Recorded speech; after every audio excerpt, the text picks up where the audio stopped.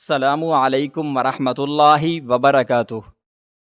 ہمارے گھر میں آج خوشیوں کا سما تھا اور ہر طرف مٹھائیاں بانٹی جا رہی تھیں، کیونکہ آج اللہ تعالیٰ نے ہمیں اس انمول نعمت سے نوازا تھا جس انمول نعمت کو پانے کے لیے ہم میاں بیوی پچھلے 20 سالوں سے انتظار کر رہے تھے۔ اس نعمت کو پانے کے لیے ہم نے کیا تک نہ کیا تھا، اتنے ہی پیروں اور فقیروں کے پاس ہم جاتے رہے تھے، اور دن رات میری بیوی اور ماں پانی، چینی اور نمک دم کر کر کے مجھے پلاتی تھی، اور روزانہ کتنے ہی تعویذ مجھے پینے اور پہننے پڑتے تھے۔ اگرچہ ان پیروں اور فقیروں نے مجھے بالکل بھی اعتماد نہ تھا، لیکن اپنی بوڑھی ماں اور اپنی پیاری بیوی کی وجہ سے مجھے یہ سب کچھ برداشت کرنا پڑتا تھا۔ میری ماں نے پورے گاؤں کا کوئی بھی فقیر اور فقیر نہیں چھوڑا تھا۔ جہاں بھی میری بیوی اور ماں کو کسی پیر کے بارے میں معلوم ہوتا، وہ وہاں پر مجھے لے کر پہنچ جاتی تھیں، اور وہ پیر اور فقیر چند تعویذوں اور داموں کے عوض اچھی خاصی رقم مجھ سے بٹور لیتے تھے۔ ہم نے پیروں اور فقیروں کے علاوہ بہت سے ڈاکٹروں سے بھی علاج کروایا تھا، اور اپنے ٹیسٹ بھی کرائے تھے، اور ٹیسٹ سب کلیئر ہی آتے تھے۔ نہ مجھ میں کوئی کمی تھی، نہ ہی میری بیوی میں۔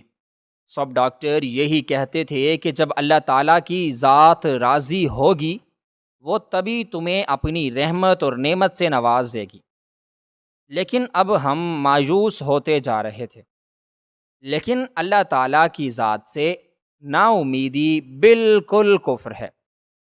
لیکن یہ سب کچھ جاننے کے باوجود بھی ہم بالکل نا امید ہو چکے تھے۔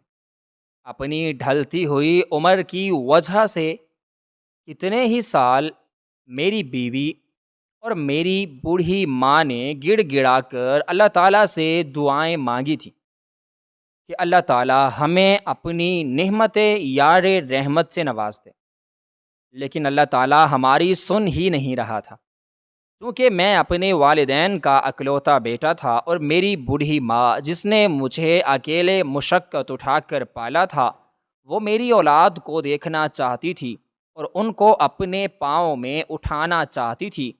اس لیے وہ بھی دن رات میری اولاد کے لیے دعائیں کرتی رہتی تھی، لیکن اللہ تعالیٰ ہماری نہیں سن رہا تھا۔ اب تو ہم میاں بیوی بالکل نا امید ہو چکے تھے، اور میری ماں مجھے کچھ سالوں سے مسلسل دباؤ ڈال رہی تھی کہ میں دوسری شادی کر لوں، لیکن میں ان کی کوئی بھی بات نہیں سن رہا تھا۔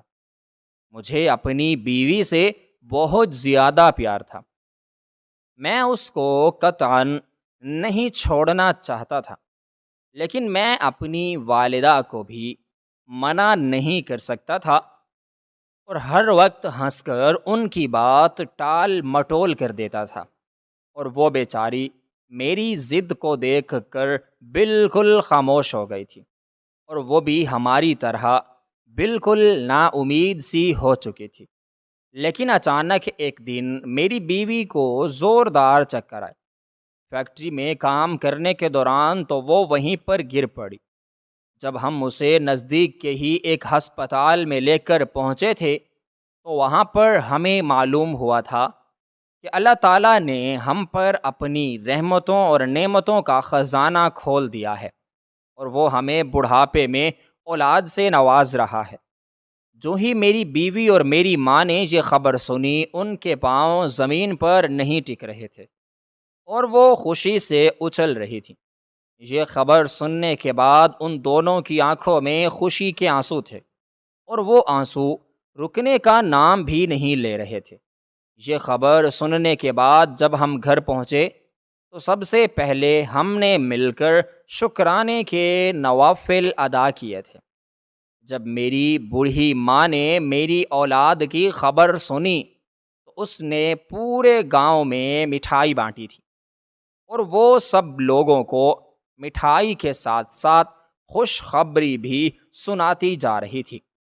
اور اس خوشخبری کی وجہ سے، جو کہ اتنے سالوں کے بعد حاصل ہوئی تھی، میری والدہ کی ہنسی نہیں رک رہی تھی، اور وہ اکیلے میں بھی مسکراتی رہتی تھی، اور اس کے بعد ہی رشتہ داروں کا گھر میں آنے جانے کا سلسلہ شروع ہو چکا تھا۔ روزانہ کوئی نہ کوئی گھر میں آ دھمکا تھا کہ کچھ نہ کچھ کھانے پینے کے بعد اور میری بیوی کو ہدایت دینے کے بعد رخصت ہو جاتا تھا۔ میری بوڑھی والدہ روزانہ خدا کے حضور سجدے میں گڑ گڑا کر روتی رہتی تھی، اور شکرانے کے نوافل ادا کرنے کے ساتھ ساتھ میری اولاد کے صحت مند پیدا ہونے کے لیے دعائیں مانگتی رہتی تھی، کیونکہ میری والدہ میری اولاد کو دیکھنا چاہتی تھی، کیونکہ میں ہی ان کی پوری زندگی کا اثاثہ تھا، اور میری طرف سے ہی انہیں کوئی خوشی کی خبر نہ ملی تھی۔ جب سے میری بوڑھی والدہ کو میری اولاد کی خبر معلوم ہوئی تو وہ بہت زیادہ خوش تھی۔ اس کا رویہ میری بیوی سے دن بدن مزید اچھا ہوتا جا رہا تھا۔ میری بوڑھی ماں نے پورے گھر کے کاموں کو اپنے ذمے لے لیے تھے، اور وہ خود ہی سارے گھر کے کام کرتی تھی۔ اگرچہ ان کی بڑی ہڈیاں اتنی ذمہ داریاں نہیں اٹھا سکتی تھیں، لیکن وہ سارا دن لگی رہتی تھی، اور وہ میری بیوی کو زمین سے نیچے قدم بھی نہ رکھنے دیتی تھی۔ اپنی والدہ کی ان خدمات کی وجہ سے میں کبھی کبھار پریشان ہو جایا کرتا تھا کہ میری والدہ کو ان خدمات کی وجہ سے کچھ نہ ہو جائے۔ میں انہیں جتنا آرام کرنے کے لیے کہتا وہ اتنا زیادہ کاموں میں لگی رہتی تھی۔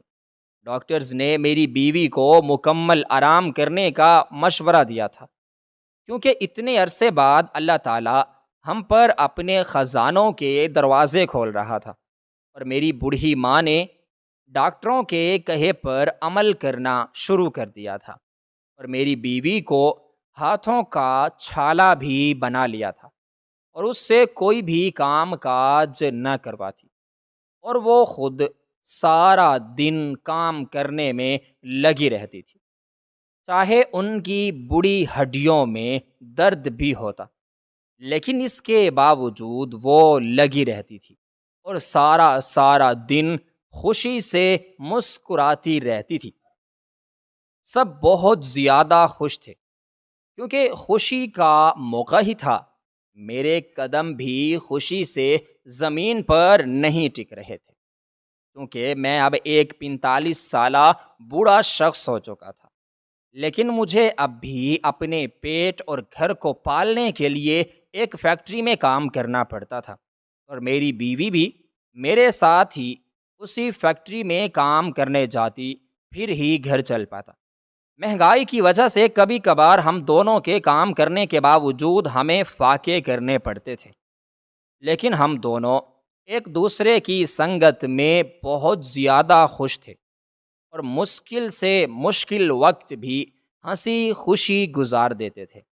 لیکن جب سے ہمیں یہ خوشی کی خبر ملی تھی، میں نے اپنی بیوی کو گھر کے کام کاج کرنے سے بالکل منع کر دیا تھا، اور اسے فیکٹری پر بھی جانے سے بالکل منع کر دیا تھا، اور میں اب اکیلا ہی فیکٹری پر کام کرنے چاہتا، اور اب میں نے وہاں پر دن میں 2 دفعہ ڈیوٹی سر انجام دینا شروع کر دی تھی، تاکہ میں اپنی آنے والی اولاد کی تمام ذمہ داریاں اچھے طریقے سے اٹھا سکوں، اور اس کی کسی بھی خواہش کو پورا کرنے میں کوئی کسر نہ رہ جائے۔ اسی وجہ سے میں دن رات اور زیادہ محنت کر رہا تھا، اور میری بیوی، چونکہ اس نے زیادہ کام نہیں کرنے تھے اور اس نے زیادہ اٹھنا بیٹھنا نہیں تھا، اس لیے اس نے سلائی شروع کر دی۔ وہ سارا دن بچے کے کپڑے سینے اور پرونے میں لگی رہتی تھی۔ چند ہی مہینے گزرنے کے بعد اللہ تعالیٰ نے ہمیں ایک خوبصورت بیٹے سے نوازا تھا، اور ہم نے اس کا نام شیر علی رکھا تھا۔ وہ بہت زیادہ خوبصورت تھا اور وہ پٹھان لگتا تھا۔ شیر علی نہ صرف نام کا شیر تھا، بلکہ اللہ تعالیٰ نے اس کی جسامت بھی مضبوط اور توانا بنائی تھی۔ اس کی شکل و صورت اپنی ماں پر، لیکن قد و جسامت مجھ پر گئی تھی، اور وہ دنوں میں بڑھتا ہی جا رہا تھا۔ اس کے پیدا ہونے کے چند مہینوں بعد ہی میری بیوی نے اپنا کام سر انجام دینا شروع کر دیے تھے، اور اس کی زندگی معمول پر آ چکی تھی۔ وہ شیر علی کو وقت دینے کے ساتھ ساتھ اپنی دوسری تمام ذمہ داریاں بخوبی اٹھا چکی تھی، اور اس نے دوبارہ سے فیکٹری میں معمول کے مطابق جانا شروع کر دیا تھا، تاکہ بڑے ہو کر ہمارے بیٹے کو کسی چیز کی کوئی کمی نہ ہو۔ اور شیر علی کو میری والدہ سنبھالتی اور پالتی تھی۔ پہلے پہل تو وہ گھر میں اکیلے ہونے کی وجہ سے بہت اداس اور افسردہ رہتی تھی، لیکن جب سے اسے شیر علی ملا تھا وہ سارا دن ایکٹیو رہتی اور تھکنے کا نام ہی نہ لیتی تھی۔ کبھی کبھی میں ہنس کر ماں سے کہتا تھا کہ ماں، آپ تو اب جوان ہوئی ہیں، اور وہ میری بات سن کر ٹال دیتی تھی، اور اس نے خوشی خوشی میرے بیٹے کی تمام ذمہ داریوں کو سنبھال لیا تھا۔ کیونکہ ہم دونوں میاں بیوی شام کے وقت ہی گھر میں آتے تھے، تو میری والدہ ہی سارے گھر کے کام کاج کر دیتی تھی، اور شیر علی کو بھی وہی سنبھالتی تھی۔ ہم دونوں میاں بیوی بہت زیادہ خوش تھے۔ شیر علی کے ہماری زندگی میں آنے کے بعد اور اس کے آنے کے بعد فیکٹری سے واپسی پر ہم دونوں اپنا سارا وقت شیر علی کے ساتھ ہی گزارتے تھے، اور اس کی تمام ضرورتوں کو پورا کرتے تھے، تاکہ ہمارے بچے کو کبھی بھی کسی چیز کی کوئی کمی محسوس نہ ہو۔ اللہ تعالیٰ نے اپنی منتوں اور مرادوں کے بعد ہی ہمیں اس سے نوازا تھا۔ ہم بہت زیادہ خوش تھے۔ دن گزرتے جا رہے تھے، اور شیر علی دن بدن مضبوط اور توانا ہوتا جا رہا تھا۔ اس کے 2 سال ہونے کے بعد ہی اچانک ایک دن میری بیوی کی طبیعت خراب ہو گئی تھی فیکٹری میں، اور وہیں پر وہ گر کر بے ہوش ہو گئی تھی۔ جب اسے ہسپتال میں لے جایا گیا تو وہاں پر یہ راز مجھ پر آشکار ہوا کہ اسے بلڈ کینسر ہے، اور اس کے بچنے کے چانسز بہت کم تھے، کیونکہ بلڈ کینسر اب آخری سٹیج پر پہنچ چکا تھا۔ اس کی بیماری کی وجہ سے میں بہت زیادہ پریشان ہو گیا تھا۔ میں اسے نہیں کھونا چاہتا تھا، کہ وہی میری ایک اچھی دوست اور غم گسار ساتھی تھی۔ میں اپنی ہر بات اس کے ساتھ کرتا تھا، اور کبھی کبھار مجھے اگر کسی چیز کے لیے مشورے کی ضرورت بھی پڑتی تو میں اسی سے لیتا تھا۔ میری بیوی کو اپنی بیماری کے بارے میں کب سے پتا تھا، لیکن اس نے مجھ سے یہ بات چھپائی ہوئی تھی۔ وہ نہیں چاہتی تھی کہ مجھ پر مزید پریشانیاں آئیں، اس لیے اس نے اپنی اتنی بڑی بیماری کے بارے میں چھپایا ہوا تھا، اور خود ہی ساری تکلیف اٹھا رہی تھی۔ کبھی کبھار وہ راتوں کو اٹھ کر رونے لگتی تھی کہ سر اور جسم میں بہت زیادہ درد ہے، لیکن اس نے کبھی بھی مجھ پر یہ حقیقت آشکار نہ کی تھی۔ اگر مجھے معلوم پڑتا تو میں خود کو بیچ کر ہی اس کا علاج کرواتا اور اس کی جان بچا لیتا، لیکن اب تو کینسر آخری سٹیج پر پہنچ چکا تھا، اور یہ خبر سب پر بم بن کر گئی تھی۔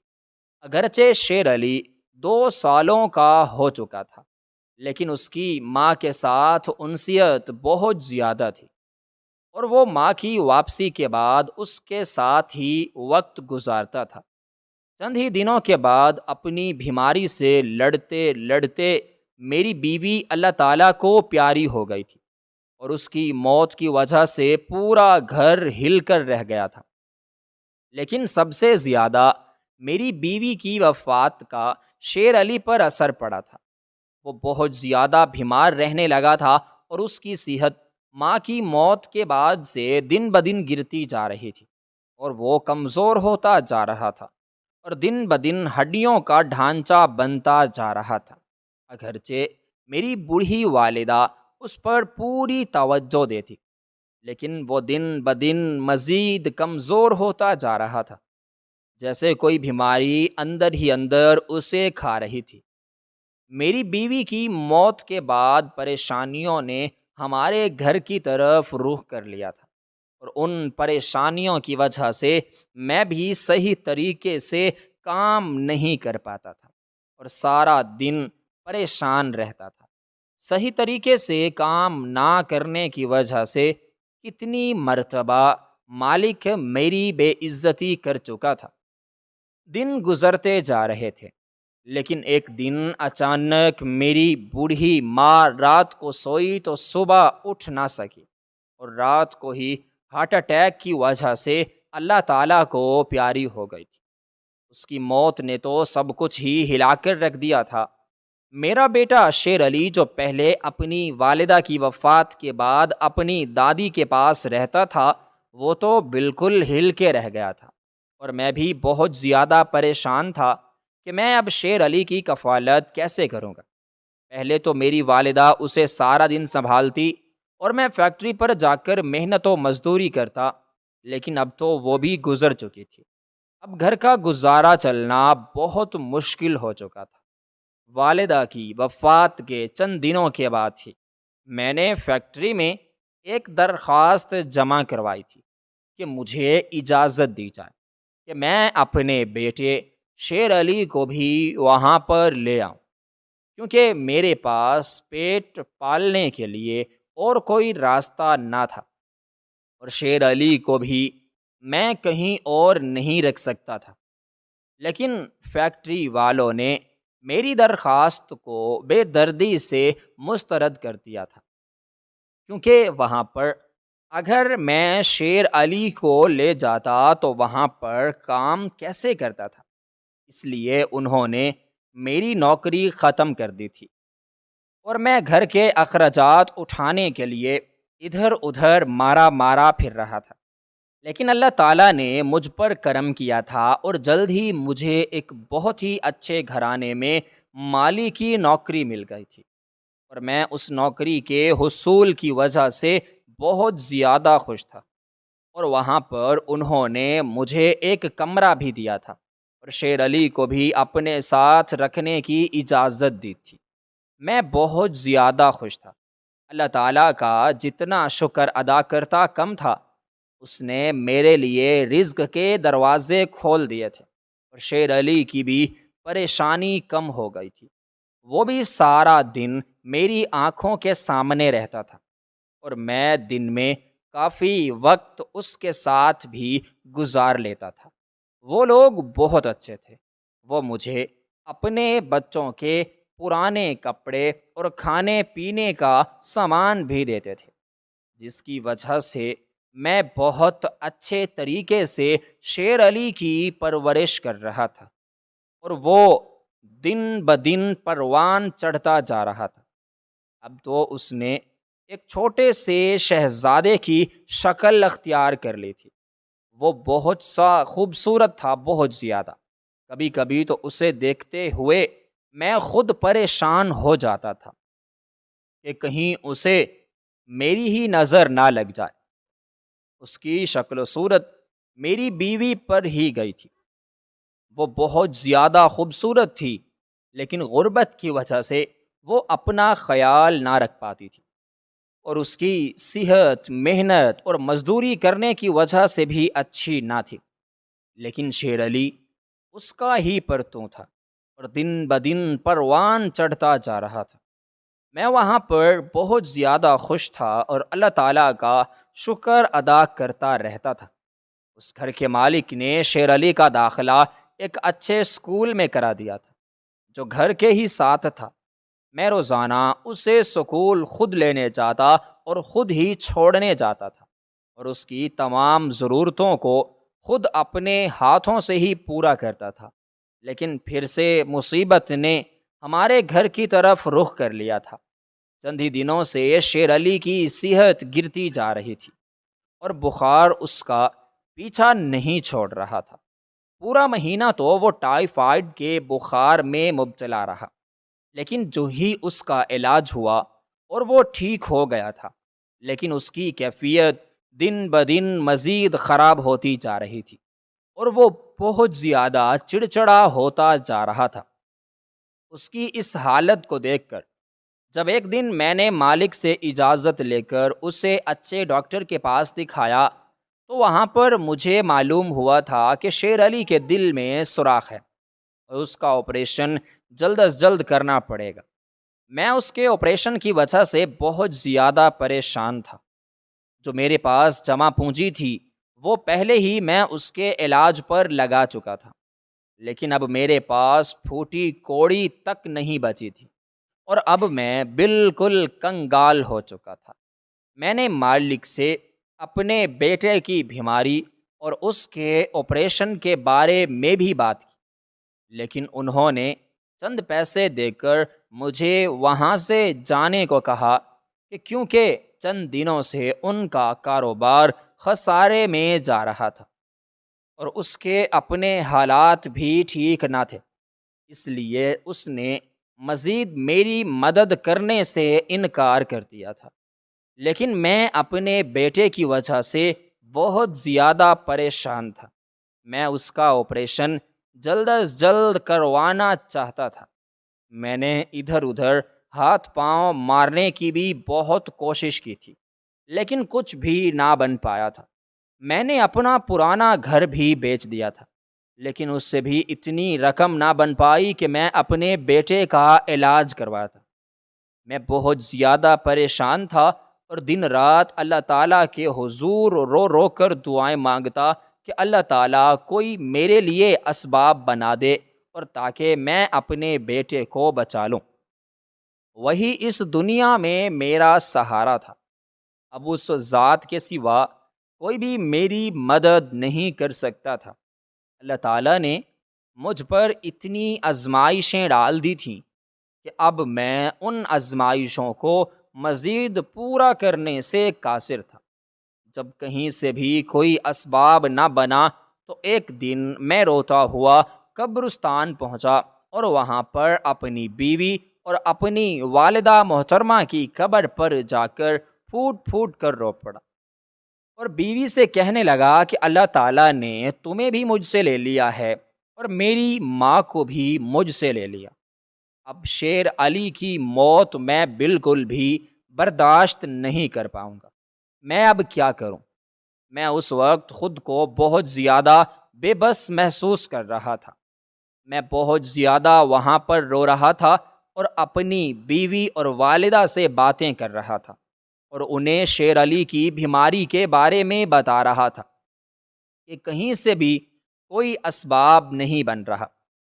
میں مزید آزمائشیں نہیں اٹھا سکتا تھا۔ مجھے اللہ تعالیٰ میرے گناہوں کی سزا دے رہا ہے۔ اگر وہ مجھے سزا دے رہا ہے تو وہ مجھے خود ہی کوئی بیماری دے۔ شیر علی کی بیماری کو میں مزید نہیں دیکھ سکتا تھا۔ اگر وہ مجھ پر آزمائشیں ڈال رہا ہے تو اس آزمائش کو پورا کرنے کی سخت بھی دے۔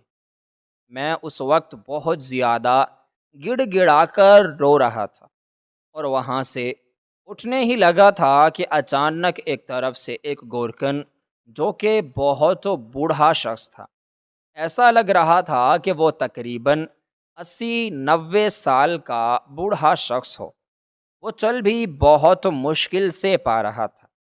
اس کا حلیہ بتا رہا تھا کہ وہ ایک جانا مانا گورکن کے ساتھ بزرگ بھی ہو۔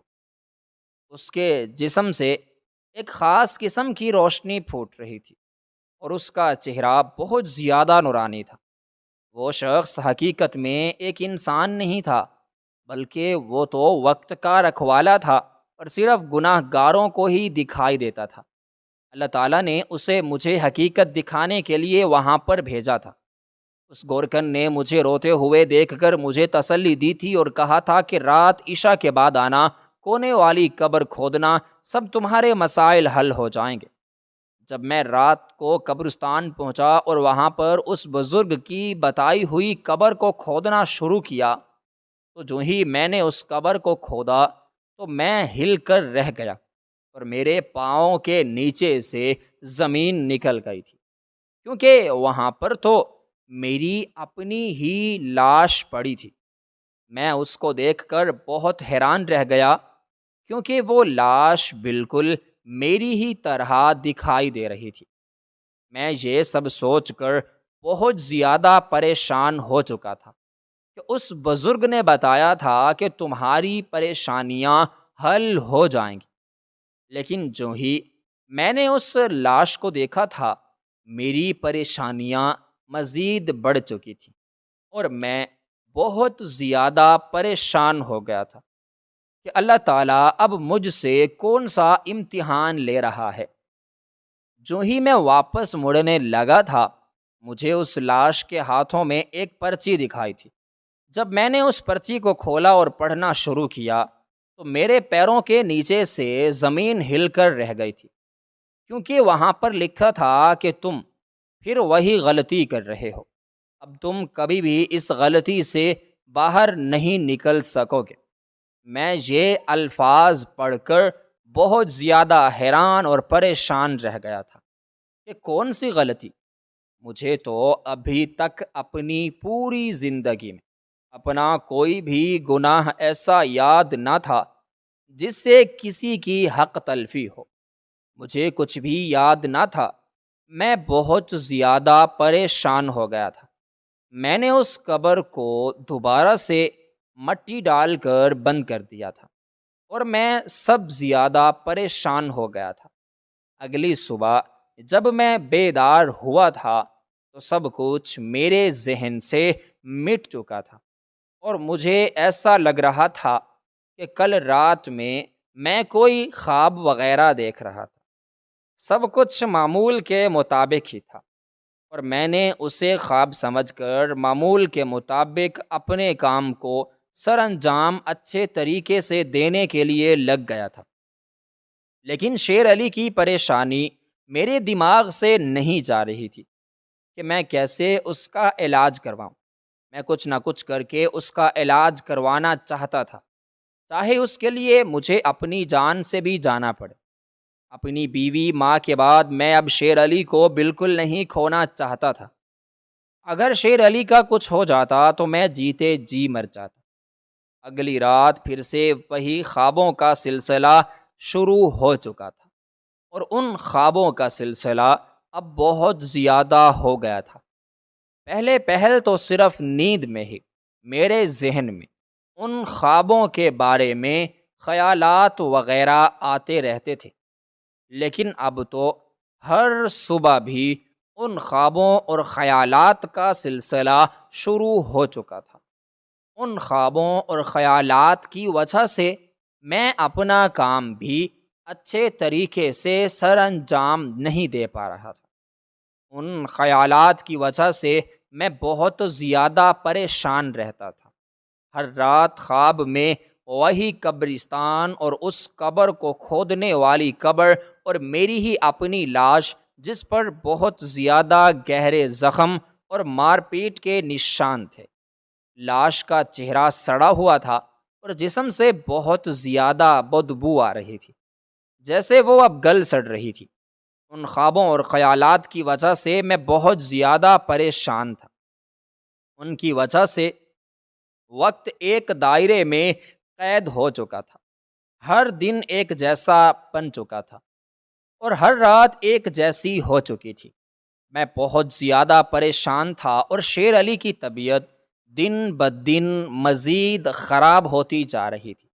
شیر علی کو لے کر جب میں ہسپتال پہنچا تھا تو وہاں پر سب مناظر میری آنکھوں کے سامنے دھندلا گئے تھے اور میں وہیں پر چکرا کر گر پڑا تھا۔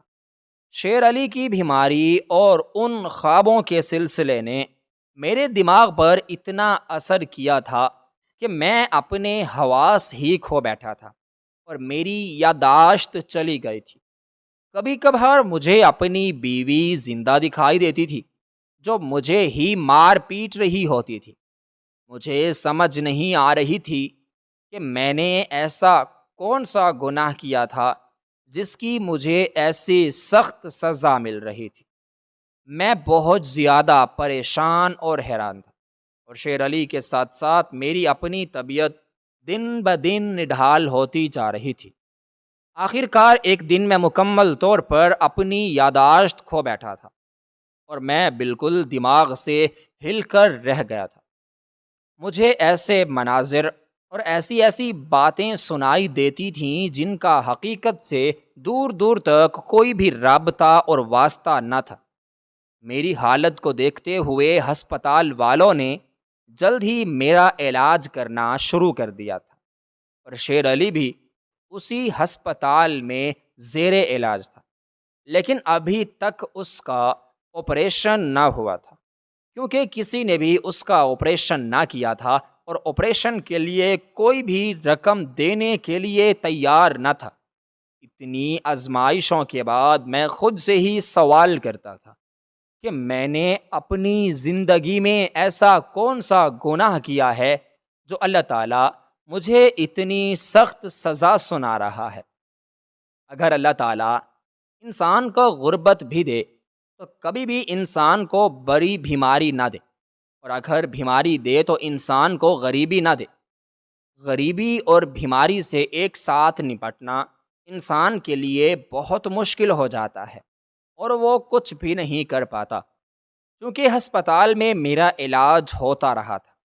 اس لیے چند دنوں کے بعد میری دماغی حالت رفتہ رفتہ ٹھیک ہوتی جا رہی تھی، اور جلد ہی مجھے ہسپتال سے ڈسچارج کر دیا گیا تھا۔ جب میں اس ہسپتال سے نکل کر دوبارہ قبرستان گیا تھا تو وہاں پر مجھے کونے والی قبر میں موجود لاش میں تھوڑی سی جنبش محسوس ہوئی تھی۔ مجھے ایسا لگ رہا تھا کہ وہ لاش اب زندہ ہو چکی تھی، اس نے حرکت کرنا شروع کر دی تھی۔ اس لاش کی حرکتوں کو دیکھ کر میں بہت زیادہ حیران اور پریشان تھا۔ مجھے یہ سب بھی خواب کی طرح لگ رہا تھا، لیکن اچانک ہی اس نے اٹھ کر چلنا پھرنا شروع کر دیا، اور میرے پاس اٹھ کر پہنچی اور مجھ سے کہا کہ تم زندہ ہو، لیکن تم میں کچھ مرا ہوا ہے۔ اس کی باتوں کو سن کر میں بہت زیادہ پریشان ہو گیا تھا۔ اچانک وہ لاش اپنی پہلے پڑی ہوئی جگہ پر گر پڑی تھی۔ میں بہت زیادہ حیرانی سے دیکھ رہا تھا، لیکن مجھے کچھ بھی سمجھ نہیں آ رہا تھا۔ سب کچھ مجھے خواب کی طرح ہی لگ رہا تھا، اور ایسا لگ رہا تھا کہ یہ حقیقت صرف مجھے ہی دکھائی دے رہی ہو۔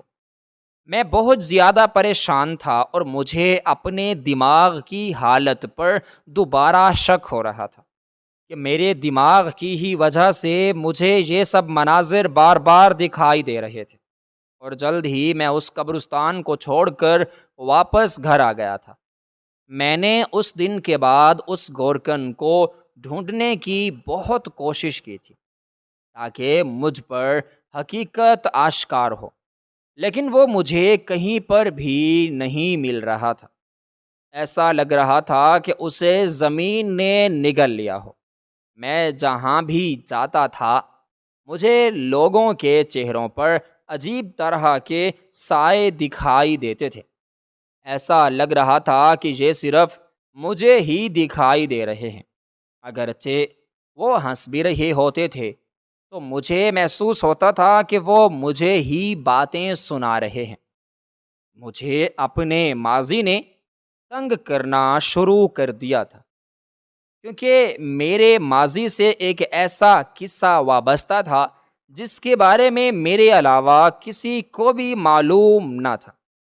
میں نے یہ حقیقت نہ ہی اپنی ماں اور بیوی بلکہ پوری دنیا سے بھی چھپائی ہوئی تھی، اور اسی حقیقت کو میرے سوا کوئی نہ جانتا تھا۔ مجھے اب ایسا محسوس ہو رہا تھا کہ اس گناہ کی ہی وجہ سے میرے ساتھ ایسا ہو رہا تھا، لیکن میں جلد از جلد گورکن سے ہی حقیقت جاننا چاہتا تھا۔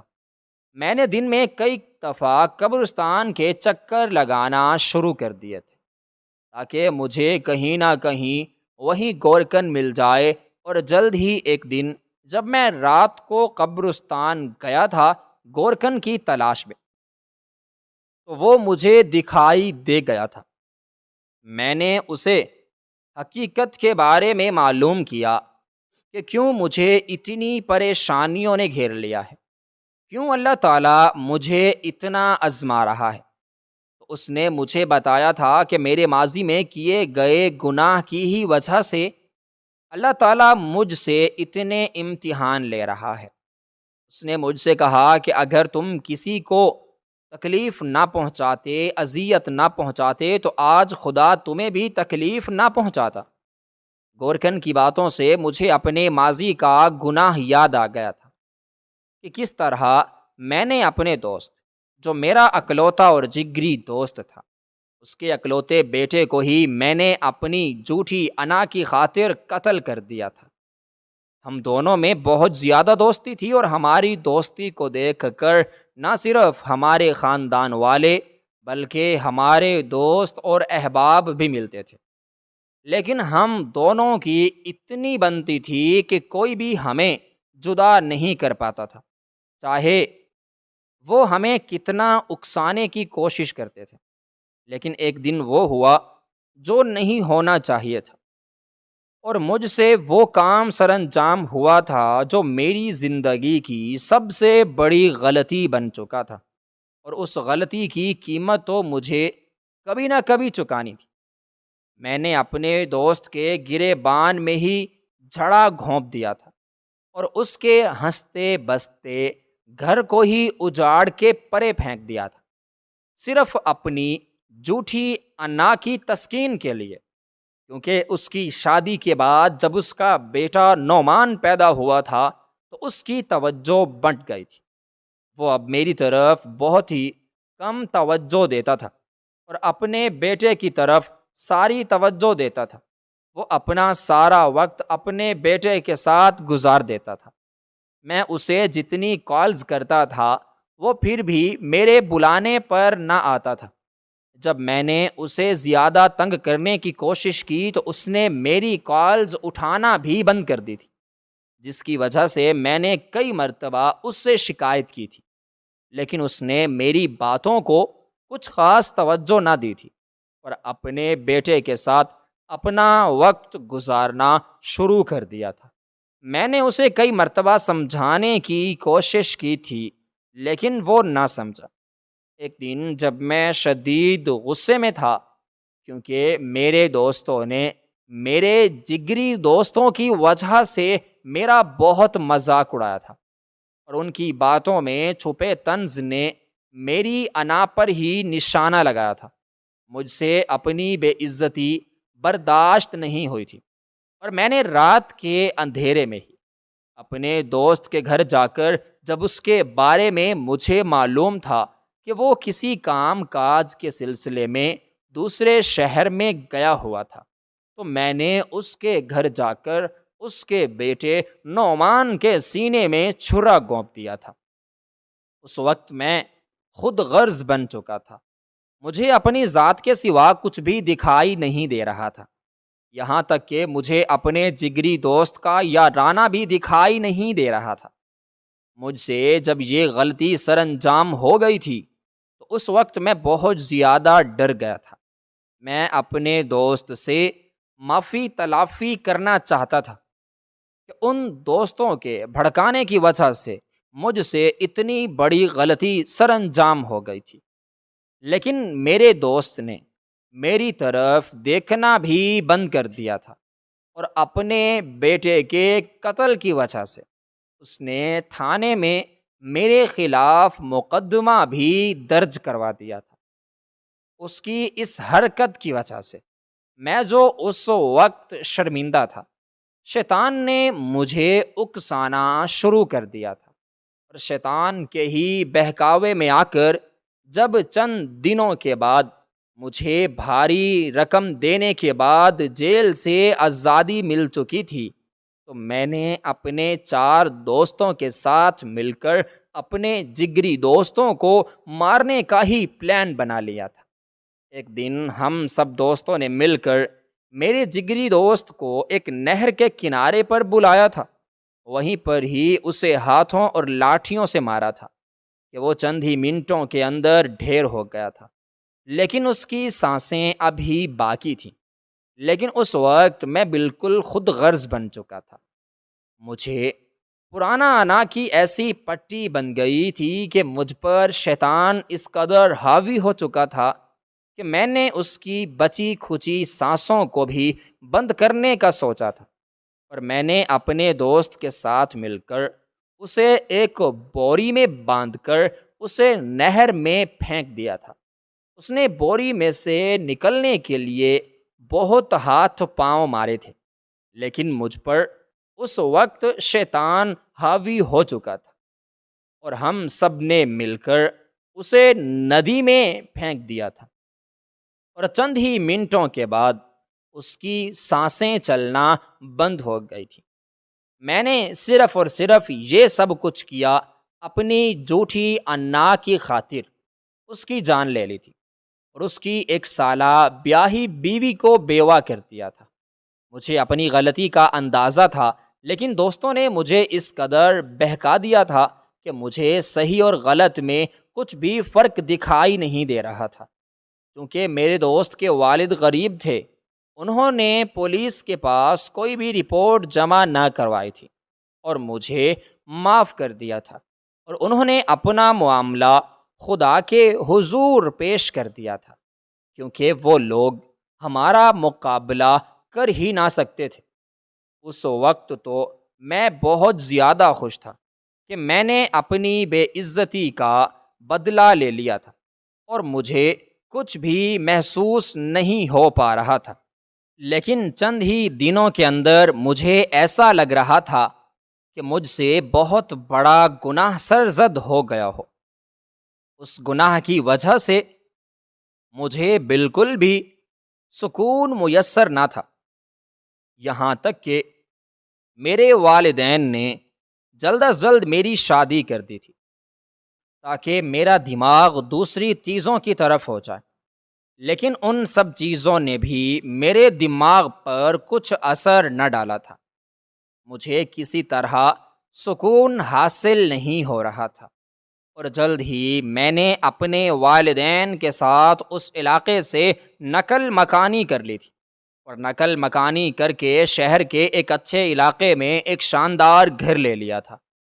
لیکن خدا کی کرنی ایسی ہوئی کہ اس واقعے کے بعد ہمارا کاروبار دن بدن کمزور ہوتا گیا، اور ہر وقت نقصان ہی نقصان ہونے لگے تھے، جس کی وجہ سے چند ہی مہینوں کے اندر ہم لوگ سڑک پر آ گئے تھے، اور اب میرے والدین اور میں نے کرائے کے گھر میں رہنا شروع کر دیا تھا۔ میری بیوی، جو کہ ایک نیک اور پرہیزی خاتون تھی، مجھے سمجھانے کی کوشش کرتی رہتی تھی، لیکن مجھے کچھ بھی محسوس نہیں ہو رہا تھا۔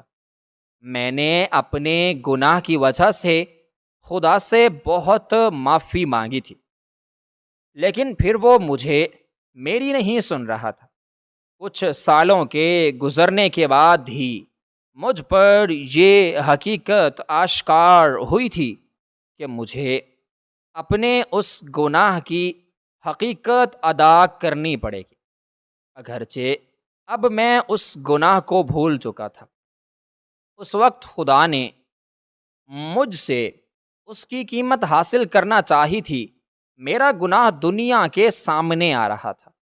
میں اپنے گناہ کی معافی مانگنا چاہتا تھا۔ میں جلد ہی دوبارہ اس گورکن کے پاس پہنچا اور اس سے گڑ گڑا کر معافی مانگی، اور اس سے پوچھا کہ میں اپنے گناہوں کی معافی مانگنا چاہتا ہوں، اور میں یہ کس طرح کر سکتا ہوں؟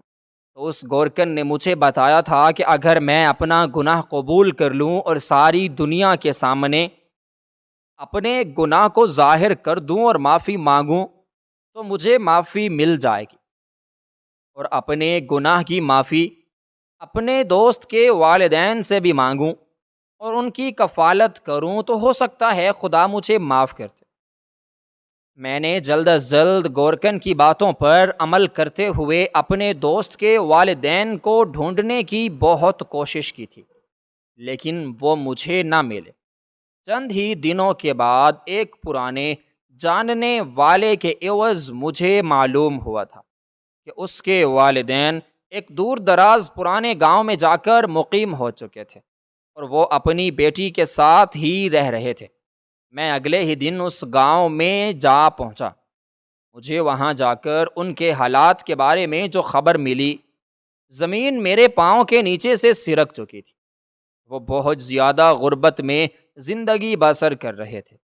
اس کی بیٹی جو کہ بیوہ ہو چکی تھی، وہ اپنے والدین کی کفالت کرتی تھی اور اپنے والدین کے ساتھ دن رات رہتی تھی اور اپنے والدین کے اخراجات اور اپنے اخراجات کو پورا کرنے کے لیے وہ پورا دن لوگوں کے گھروں میں کام بھی کرتی تھی اور مزدوری بھی کرتی تھی۔ یہ سب میری وجہ سے ہوا تھا۔ اگر آج میرا جگری دوست زندہ ہوتا تو کبھی بھی اپنی بہن کو یہ کام کرنے کی اجازت نہ دیتا، نہ ہی اسے کسی مجبوری کے تحت کرنے دیتا۔ میں بہت زیادہ شرمندہ تھا۔ میں نے اسی کے والدین کے قدموں میں گر کر آ کر معافی مانگی۔ وہ بہت زیادہ بوڑھے ہو چکے تھے، لیکن وہ مجھے پہچان چکے تھے، لیکن ان کی حالت بہت خراب تھی۔ وہ دونوں چارپائی پر لگ چکے تھے۔ میں نے ان کی کفالت اٹھانے کی ذمہ داری لے لی تھی۔ پہلے تو ان کی بیٹی نے منع کیا، لیکن جب حالات اس کے ہاتھوں سے باہر ہو چکے تھے تو اس نے مجھے اجازت دے دی تھی، کیونکہ اس کے والدین کی بیماری حد سے زیادہ بڑھ چکی تھی۔ تو میں اس کے والدین کو اسی ہسپتال میں لے آیا جہاں پر شیر علی کا فری علاج ہو رہا تھا۔ وہیں پر ان کے والدین کو ہی ایڈمٹ کروایا تھا۔ چند دنوں کے اندر ہی ان کی حالت بہتر ہو گئی تھی اور ان کی بیٹی جو کہ ایک باہنر اور مضبوط عورت تھی، وہ اپنے والدین کو واپس لے آئی تھی۔ لیکن چند دنوں کے بعد طبیعت دوبارہ خراب ہونے کی وجہ سے وہ والدین کے سہارے سے محروم ہو چکی تھی اور وہ دونوں والدین ایک ہی دن اسے چھوڑ کر جا چکے تھے۔ اس کے پاؤں کے نیچے سے زمین نکل چکی تھی اور وہ کھلے آسمان کے نیچے اکیلی تنے تنہا ہو گئی تھی۔ اس وقت اللہ تعالیٰ کے سوا پوری دنیا میں کوئی بھی سہارا نہ تھا۔ اس کے والدین کی وفات کے چند ہی دنوں بعد میں نے اس عورت کو نکاح کی پیشکش کی تھی اور چند بزرگوں اور رشتہ داروں کی موجودگی میں اسے اپنے ساتھ لے کر مالک کے گھر میں آ گیا تھا۔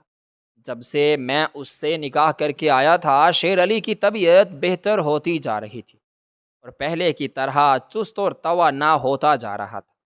اس ہسپتال والوں نے میرے حالات کو دیکھ کر ایک دن کسی بڑے آدمی کی آمد کی مدد سے میرے بیٹے کے دل کے سوراخ کا آپریشن خود بخود کر دیا تھا۔ اللہ تعالیٰ نے میری مدد کی تھی کیونکہ میں نے کسی اور کی مدد کی تھی۔ اس وجہ سے میں اللہ تعالیٰ کا جتنا شکر ادا کرتا تھا کم تھا، اور چند ہی سالوں کے اندر خدا نے مجھے اتنا نوازا تھا کہ میں اس کی رحمتوں کا جتنا شکر ادا کرتا کم تھا۔ میرا کاروبار جو پہلے بالکل ختم ہو چکا تھا، میں نے ایک نئے سرے سے شروع کیا تھا اور وہ دن بدن کامیابی کے منازل طے کرتا جا رہا تھا، اور وہ خدا نے مجھے رزق دینے کے ساتھ ساتھ اولاد کی نعمتوں سے بھی نوازا تھا۔